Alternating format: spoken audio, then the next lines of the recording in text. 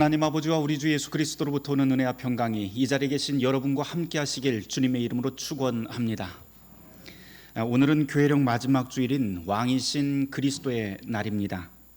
이름만 들으면 승리의 날 같이 그렇게 경쾌하게 들립니다. 하지만 오늘 복음서 본문인 누가복음 23장의 말씀은 그런 승리가 아니라 패배로 가득하고 또 생기 없는 성금요일 예배에 더 어울리는 본문 같습니다. 복음서 본문은 우리에게 해골 언덕 위에 세워진 십자가와 그 광경을 들려주기 때문입니다. 십자가는 결코 유쾌한 주제가 아닙니다. 탁 트인 광장에서 십자가에 매달린다는 것은 사람들에게 멸시와 혐오의 대상으로 전시된다고 하는 뜻이기 때문입니다. 십자가 처형이 어찌나 잔혹하든지 당시 고대 로마 작가들은 이 십자가 처형을 언급하는 경우가 거의 없었고요. 고상한 로마 시민들도 십자가를 입에 올리지 않았다고 합니다. 유대인들도 나무에 달려 죽은 사람은 하나님에게 버림받고 저주받았다라고 말할 정도로 십자가는 그런 멸시와 혐오의 표시였습니다. 그러니 이 십자가에 존귀한 사람이나 영웅이 달린다고 하는 것은 전혀 생각할 수 없는 일입니다. 그런데 이런 십자가에 예수님이 달리게 됩니다. 여러분이 성경을 읽으면서 알아채셨는지는 잘 모르겠습니다만은 신약 성경을 읽어보면 예수님의 십자가 사건이 참 자주 나오는데 그 이야기, 당시 그 상황에 대해서 사실은 잘 설명하지 않습니다. 어떤 고통이 있었고 어떤 호흡곤란이 있었고 어떻게 벌거벗겨졌고 관절이 어떻게 부러뜨려졌는지 등등 이런 끔찍한 상황에 대해서는 신약 성경에서는 거의 한마디도 들려주지 않습니다. 신약 성경 기록자들이 관심을 두고 있는 건 그런 참혹한 상황이나 고통이 아니라 사실은 다른 곳에 있기 때문인데요. 여러분들이 십자가 사건을 잘 한번 읽어보세요. 복음서에 나와 있는 그 십자가 사건들을 쭉 읽어보시면 거기에는 그 상황의 참혹함이 주제가 아니고 오히려 다른 곳에 주제가 있는데 그 주제가 바로 수치입니다. 십자가를 지러 가는 예수님에게는 눈꽃만큼의 그런 너그러움도 허락되지 않습니다. 얼굴을 가리지도 않고 옷도 걸치지도 못했고 마지막 식사도 영혼을 위한 성직자의 마지막 기도도 예수님에게는 허락되지 않습니다. 십자가 처형은 그렇게 인간의 체면과 사생활, 최소한의 존엄성까지도 빼앗아서 수치와 모멸을 주려고 고안된 처형 방법입니다. 하나님의 아들이 당한 이 수치는 인간이 어떤 짓까지 가능한지 고스란히 보여주는 장면이기도 합니다. 오늘 복음서 말씀에 따르면 관리들도 비웃고 군인들은 희롱하고 심포도를 주면서 예수님의 십자가에 유대인의 왕이라고 쓴 명패를 달아놓습니다.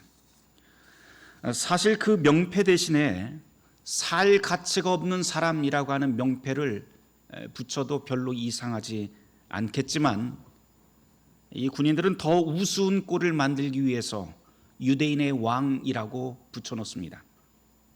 비웃음, 희롱, 제비 뽑기, 도성 밖에 있는 처형장 위치, 십자가를 지고 가는 과정, 밑바닥을 살았던 그 도둑들과 나란히 십자가를 세운 사실, 수모, 하나님에게 버려짐 등등 십자가 사건은 온통 이런 식으로 예수님에게 수치를 뒤집어 씌웁니다. 당시 사람들에게 십자가는 인간으로서 살 가치가 없는 사람이 올라가는 곳일 뿐이지요. 그런데 그곳에 하나님의 아들, 온 세상의 구원자라고 하는 분이 처형당하게 됩니다. 이렇게 그분이 십자가에 달려 죽었다고 하는 이 사실은 사실 초대교회에서 늘 골칫덩어리였던 것 같습니다. 고린도전서를 읽다 보면 십자가가 유대인에게는 거리끼는 것이고 이방인들에게는 어리석은 일이라고 하는 것을 알면서도 그 십자가를 하나님의 능력이요 하나님의 지혜라고 힘주어 말하고 있는 사도 바울을 우리는 만날 수 있습니다. 그러면서 나는 여러분 가운데서 예수 그리스도 즉 그분이 십자가에 못 박히신 것 외에는 아무것도 알지 않기로 작정했습니다 라고 하는 그런 말을 사도 바울은 자신 있게 들려줍니다. 당시 사람들도 그랬겠지만 오늘 우리에게도 십자가는 하나님의 능력이고 십자가는 하나님의 지혜입니다 라고 하는 이 말은 이해하기 힘들고 또 우리에게 잘 받아들여지지 않습니다. 우리는 언제나 눈에 보이는 것, 그리고 사람의 보편적인 관점과 판단이 옳다고 그렇게 생각하고 살아갑니다. 그렇게 본다면 십자가에 하나님의 구원이 있다고 하는 이 사도 바울의 선포는 오히려 복음이 아니라 오히려 충격적이고 섬뜩한 소리가 될 뿐입니다. 하지만 십자가가 하나님의 능력이라고 하는 이 바울의 선언은 우리에게 다른 생각을 열어줍니다. 왜냐하면 이 말은 곧 하나님이 수치와 모욕 그리고 죄인의 형틀 한가운데서도 하나님이 나타나셨다라고 하는 말이기 때문입니다. 그리고 죄인 한가운데서도 하나님이 일하신다라고 하는 뜻이 바로 십자가이기 때문입니다. 하나님이 그 참혹한 십자가에 숨어 계셨다라고 하는 말은 또 이런 뜻이 됩니다.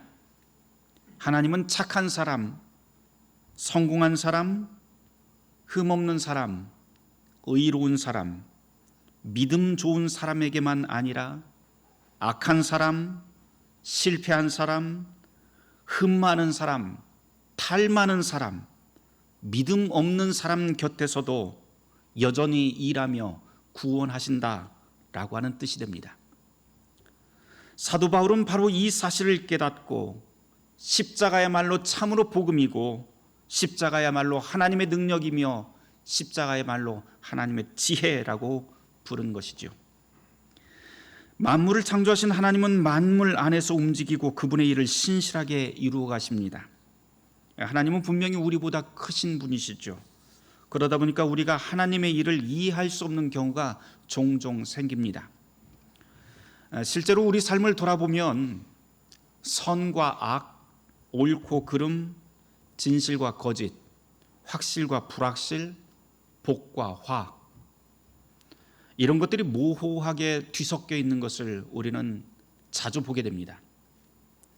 오늘은 분명히 이게 진실인 줄 알았는데 지나고 보니까 그것이 거짓으로 판명되는 일도 비일비재하죠.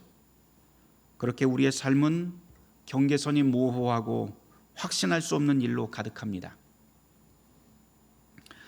제가 수요 모임 저녁 때 얼마 전에 제가 책 한 면에 이렇게 인쇄되어 있던 독일 미술가 헬무트 그리스하버라고 하는 사람의 한 작품을 이렇게 그림으로 보여드린 적이 있습니다. 창세기 32장에 나와 있는 그 야복강에서의 그 야곱의 이야기인데요. 거기서 야복강에서 야곱이 천사와 씨름을 하는 장면을 이 그리스하버라고 하는 작가가 그림을 그려놓았습니다. 그런데 이 그림이 참 이상한 것은 둘이 완전히 엉겨붙어 있어서요, 누가 천사고 누가 야곱인지, 어디가 몸이고 어디가 팔다리인지 전혀 알 수 없을 정도로 모든 것이 뒤섞여 있는 그림입니다. 저는 처음에 그 그림을 보면서 도대체 이런 모호한 그림이 있을까 싶었습니다. 그런데 야복강 사건을 가만히 생각해 보니까 이렇게 뒤엉킨 그림이 무엇을 말하려고 하는지 감이 왔어요. 천사와 야곱이 뒤엉켜 있는 그 모습은 지금 싸우고 있는 상대방이 누구인지도 모르고 안간 힘을 다해서 씨름하는 야곱을 떠올리게 합니다. 야곱은 그 일이 있은 다음에 간밤의 일을 회상하게 됩니다. 그러면서 해가 떠오를 때야 비로소 그 정체가, 내가 그렇게 싸웠던 그 정체가 하나님이었다는 사실을 그제서야 깨닫게 됩니다. 그 전까지 야곱은 자기가 싸우고 있었던 그 대상이 하나님이 아니라 그저 어둠의 세력, 어쩌면 거대한 힘을 가진 악마라고 굳게 믿었을지도 모르겠습니다. 하지만 이 모든 일이 다 지난 다음 어둠이 걷히고 해가 떠오르는 그 시간에 비로소 야곱은 그 정체가 누구인지 분명히 알게 됩니다. 우리도 숨어 계신 하나님을 그렇게 경험할 수 있습니다. 숨어 계신 하나님을 만나는 사람은 소름 끼칠 정도로 하나님이 없음을 우리는 체험하게 됩니다. 도대체 지금 이 시간에 하나님은 어디에 계실까? 이런 상황에서 하나님은 도대체 어디 계신가? 하나님은 나를 버리신 것인가? 나는 도대체 신앙을 갖고는 있는 것인가? 등등. 하나님의 침묵과 하나님의 없음은 우리를 탄식하게 만듭니다. 그런데 이런 탄식이 무의미한 것이 절대 아닙니다. 성경에 나와 있는 시편의 시인들의 탄식, 예언자들의 탄식, 그리고 심지어 십자가 위에서 탄식하셨던 예수님의 탄식, 나의 하나님, 나의 하나님, 어찌하여 나를 버리시나이까? 라고 했던 그 탄식까지도 우리는 하나님의 능력 안에서 볼 수가 있습니다. 해골 언덕에 세워진 그 십자가는 바로 그런 의심과 혼돈의 자리, 하나님을 믿을 수 없는 자리, 신앙 때문에 탄식할 수밖에 없는 자리입니다. 그것이 바로 십자가입니다. 그런데 하나님의 일하심은 거기서 끝나지 않습니다. 우리가 잘 알듯 3일이라고 하는 죽음과 침묵의 시간이 지난 다음 우리의 모든 희망이 다 완전히 다 끊어진 그 시간에, 그 자리에 부활이 선물처럼 문을 열고 우리를 찾아옵니다. 생명과 죽음, 선과 악, 어둠과 빛의 경계가 모호했던 그 자리, 의심과 혼돈이 가득한 모든 자리에서도 하나님은 계셨구나, 그곳에서 당신의 선한 뜻을 이루고 계셨구나 하는 것이 바로 예수님의 십자가와 부활이 우리에게 던져주는 복음의 메시지입니다. 이것을 깨달은 바울이 고린도 교인들을 향해서 당당하게 십자가야말로 하나님의 능력이며 십자가야말로 하나님의 지혜입니다 라고 자신 있게 소개했던 것이죠. 이에 비해서 우리는 늘 눈에 보이는 것, 겉으로 보이는 것으로 판단합니다. 그리고 그 판단의 기준은 언제나 나, 그리고 나와 함께 있는 사람들, 우리입니다. 그런데 성경은 나, 그리고 우리가 중심되는 이 관점으로 판단하지 말고 위치를 바꿔보라고 우리에게 권면합니다.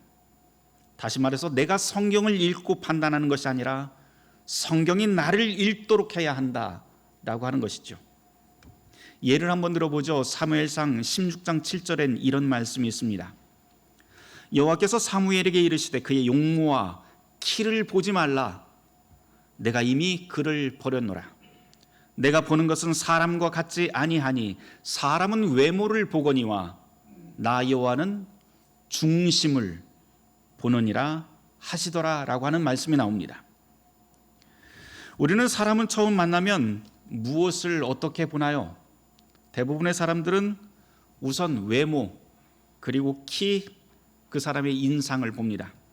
그리고는 그 사람의 이미지를 파악해 버립니다. 그런 다음에 그 사람이 좋은 사람인지 나쁜 사람인지 자기가 스스로 판단을 한 다음에 그렇게 생각을 합니다. 그런데 시간이 지나면서 거기서부터 문제가 생기지요. 그런데 하나님은 다릅니다. 하나님은 중심을 보십니다. 주님이 우리를 보실 때는 우리가 다른 사람에게 보이려고 애쓰는 그런 모습대로 주님은 보지 않습니다. 주님은 우리의 직함, 우리의 은행잔고, 아파트 평수 같은 것으로 판단하지 않습니다. 그런 것들 보지 않습니다. 그분은 우리를 그저 불쌍한 죄인, 힘 있는 척, 성공한 척, 이런저런 일에 달인인 척하는 그런 척하는 불쌍한 사람들로 보십니다. 그런데 속을 들여다보면 우리는 교회에서 그렇게 우리도 죄인이라고 하는 말을 하지요. 그런데 속을 들여다보면 우리는 우리가 그렇게 보잘것없는 죄인이라고 하는 점에는 동의하면서 또 그렇게 입으로는 고백하면서 사실은 내가 정말 죄인이라고 생각하지는 않습니다. 나는 약간 흠이 있는 사람, 그리고 정말 나쁜 사람은 저 사람이야 라고 구분한 다음에 나는 저 사람보다는 당연히 조금 나은 사람이라고 좋아합니다. 그게 우리의 모습이죠. 우리는 그렇게 모든 것을 나에게로 구부러뜨리는 본성을 가지고 있습니다. 종교학자 마틴 루터는 이렇게 모든 것을 자신에게 유리한 쪽으로 구부러뜨리는 인간의 본성을 죄의 가장 큰 특성이라고 설명합니다. 우리는 그 누구도 이 죄의 본성에서 자유롭지 못합니다. 그러다 보니 십자가 사건이 양호하게 지금 살아가고 있는 나 자신과 별 상관이 없다고 여기거나 그냥 교회에서 십자가는 종교적인 언어 또는 시대에 뒤떨어진 말 정도로 여깁니다. 게다가 예수 그리스도와 성령의 능력은 마치 내 능력에 조금 더 더할 수 있는 여분의 것이거나 혹은 불필요한 것으로 생각하기도 합니다. 하지만 분명한 것은 이러한 우리의 한계가 십자가에서 여실히 드러난다는 사실입니다. 우리의 생각과 지혜로는 절대로 하나님이 있어서는 안 될 곳, 구원이 일어날 수 없는 곳, 그저 수치스럽고 모욕적인 그 자리가 십자가입니다. 그런데 바로 그곳에서 하나님의 구원이 드러납니다. 그리고 똑같은 방식으로 작은 떡과 잔의 주님이 오시고 우리와 하나 되어 힘을 주십니다. 이것이 바로 하나님의 능력이며 지혜가 됩니다. 오늘은 교회력 마지막 주일 왕이신 그리스도의 날입니다. 이 명칭이 복음서 본문과 잘 어울리지 않는 것 같다고 말하면서 오늘 설교를 시작을 했습니다. 하지만 야곱이 여명의 시간 믿음의 눈으로 깨달았던 것처럼, 사도 바울이 깨달았던 것처럼 우리도 십자가가 하나님의 능력이라고 하는 것을 믿음의 눈으로 깨닫게 된다면 십자가의 그리스도야말로 왕 중의 왕이라고 하는 고백을 할 수 있게 될 것입니다.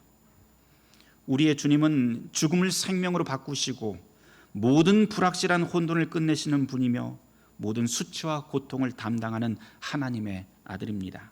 그분이 바로 우리의 왕이십니다.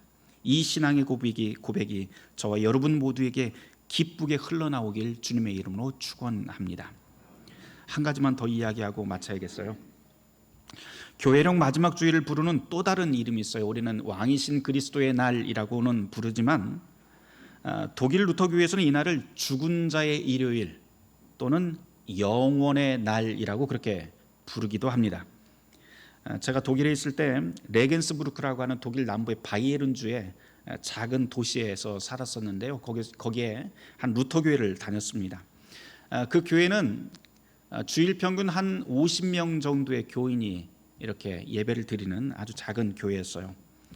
그런데 제가 이제 독일에 가서 한 2년째 되던 때였던 것 같아요. 두 번째 11월을 맞게 되는데 주일날 갔다가 보통 한 50명 정도가 와야 되는데 문을 딱 열었는데 깜짝 놀랐어요. 들어갔더니 교회가 꽉 차 있습니다. 한 300~400명 정도가 교회에 꽉 들어와 있더라고요. 그 전주에도 갔었는데 무슨 광고도 없었고 무슨 행사가 있다라고 하는 이야기도 못 들었습니다. 그래서 꽉 찬 것을 보고 이게 뭔 일인가 싶어서 그냥 막 사람들을 비집고 들어가서 자리가 없어서 뒤에 이렇게 서서 제 아내하고 예배 드렸던 그 기억이 있습니다. 당시에는 뭐 교회력이라든지 뭐 루터교회 역사, 문화 그런 거를 전혀 몰라서 이게 뭔 일인가 싶어서 그냥 신기하게만 생각을 했었는데요. 나중에 알고 보니까 그날이 바로 교회력 마지막 주일, 죽은 날을, 죽은 자들을 위한 날 또는 영혼의 날이라고 불리는 그런 특별한 날이었습니다. 특별히 그날 참 인상적이었던 예배 순서가 있었는데요. 설교가 끝나자 목사님이 한 해 동안 하나님의 부름을 받은 교회 성도들을 한 명 한 명 호명을 하기 시작을 합니다. 소천하신 분들의 한 명 한 명 이름을 호명한 다음 하니까 그 가족과 친지들이 초를 하나씩 들고 앞으로 이렇게 나와요. 쭉 섭니다. 그러더니 호명이 다 끝나고 나서 교인 모두가 다 함께 다 자리에서 일어납니다. 그러면서 침묵 기도를 하더라고요.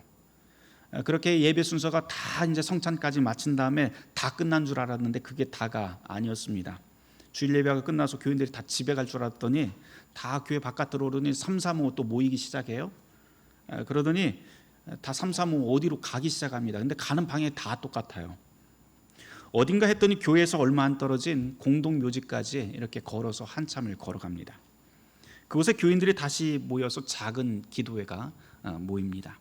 목사님이 짧은 설교, 짧은 기도를 하는데 그 내용이 무엇이냐면 주님이 우리를 부르시는 종말의 때에 산자와 죽은 자가 모두 다 기쁘게 다시 만나게 될 것이다 라고 하는 부활의 소망이 그때 주제였습니다. 지나고 보니까 참 감동적인 주일이었구나 라고 하는 생각이 들었어요. 그러면서 더불어서 많은 생각을 제가 했었는데, 그러면서 무슨 생각을 했냐면, 야, 내가 나중에 한국에 돌아가서 목사가 되면 이런 순서를 꼭 교회력 마지막 주일에 넣어야겠다라고 하는 생각을 하고 다짐을 했던 기억이 있습니다. 오늘이 바로 그 날이죠. 제가 제 설교 원고를 항상 타이핑을 해놔서 저장을 해놓는데요, 확인을 해보니까 특이하게도 왕이신 그리스도의 날에 제가 설교를 그리 많이 안 했더라고요. 안 하고 다른 분들의 초청 설교를 하든지 했던 기억이 많이 있습니다. 그런데 2012년도 교회력 마지막 주일 설교 때 제가 이 이야기를 여러분들에게 들려드리면서 우리 교인으로 함께 신앙생활 하시다가 소천하신 교인들의 이름을 호명하고 함께 기도했던 일들이 거기에 기록으로 남아있더라고요. 오늘 한 번 더 이 시간에 그 일을 함께 기도하는 시간을 가지려고 합니다. 2013년도 이후로 우리 교회에서 장례 예배가 참 많았습니다. 그런데 모든 분들의 이름을 다 호명하지는 않고 그 중에서 우리 교회에 등록을 하시고 또한 입교한 교우로서 교회에서 소천하신 분들의 이름만 제가 한번 호명해 보도록 하겠습니다. 특히 2013, 2014, 2015년도에는요 입교하신 분들의 소천이 없었어요. 보니까 다 가족들은 있었는데 그랬습니다. 2016년도 부름받은 분들이 있습니다. 2016년 최억희 집사님, 장희영 집사님, 그리고 김복선 권사님이 하나님의 부름을 받았습니다. 2017년 부름받은 김재숙 권사님, 그리고 임광수 집사님, 2018년 부름받은 박인곤 집사님, 이명수 장로님, 박병란 집사님, 2019년 부름받은 이성일 집사님, 오준영 권사님, 2021년 부름받은 주대범 장로님, 김분특 집사님, 그리고 올해 부름받은 강병태 장로님. 지금 제가 호명한 이분들은 모두 다 여러분들이 지금 앉아 계신 그 의자에서 함께 기도하고 찬송하고 신앙의 희노애락을 함께 나누었던 분들입니다. 혹시 호명하지 않았더라도 교우 여러분들의 가족과 친지, 그리고 우리가 사랑하는 이들을 이 시간 기억을 한다면 그들의 죽음을 기억하며 하나님의 위로와 다시 만나는 소망으로 함께 기도하는 시간을 가져보려고 합니다. 이 시간 함께 침묵하며 기도하도록 하겠습니다.